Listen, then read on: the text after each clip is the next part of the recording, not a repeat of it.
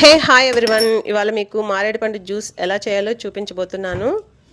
So first మారేడు పండునైతే ఇలాగా బద్దలు కట్టుకొని దీన్ని గుజ్జంతా తీసి ఒక బౌల్లో అయితే వేసుకోవాలండి.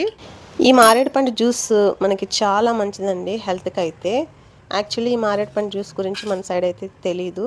నార్త్ సైడ్ అయితే బాగా తెలుసు అనమాట. ఢిల్లీ, ముంబై లాంటి చోట అయితే స్ట్రీట్లలో పెట్టేసుకొని ఈ జ్యూస్ అయితే అమ్ముతుంటారండి. ఈ ఫ్రూట్ మనకి ఓన్లీ సమ్మర్లోనే దొరుకుతుందండి. ఈ మారేడు పండు అనేది అసలు మారేడు పండు అసలు రేర్ అనమాట, మనకు దొరకడం కష్టమే. యాక్చువల్గా ఈ ఫ్రూట్ జ్యూస్ మన బాడీకి ఫుల్ కూల్ని ఇస్తుందండి.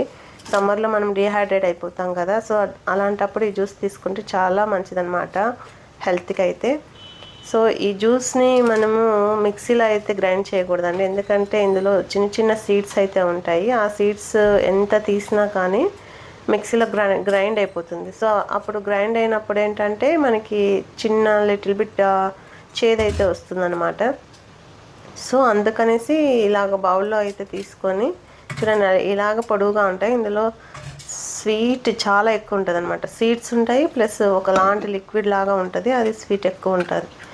సో ఇప్పుడైతే మనం బౌల్లో అంతా తీసి పెట్టుకున్న తర్వాత వాటర్ అయితే వేసుకొని బాగా కలుపుకోవాలన్నమాట. బాగా మిక్స్ చేసుకొని మెత్తగా మిక్స్ చేసుకొని ఉంటలు ఇవి లేకుండా మళ్ళీ ఫిల్టర్ చేసుకోవాలన్నమాట.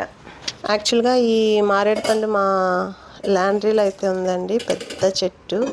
యాక్చువల్గా అది తీసేద్దాం అనుకున్నాం, కానీ దేవతా వృక్షం అని ఓల్డ్ సైట్ ఓనర్ అయితే తీయొద్దు అని చెప్పారనమాట. సో మేము కూడా మంచిదే అనుకుని తీయట్లేదు.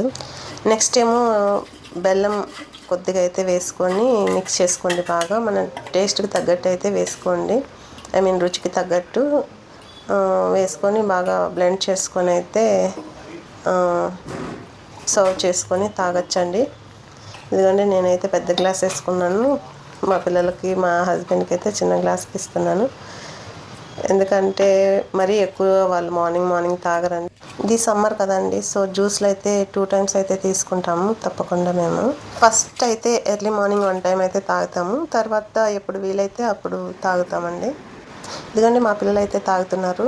సో మీరు కూడా మీ ఇంట్లో ఈ జ్యూస్ చేసుకొని తప్పకుండా తాగి టేస్ట్ ఎలా ఉందో కామెంట్ అయితే చేయండి.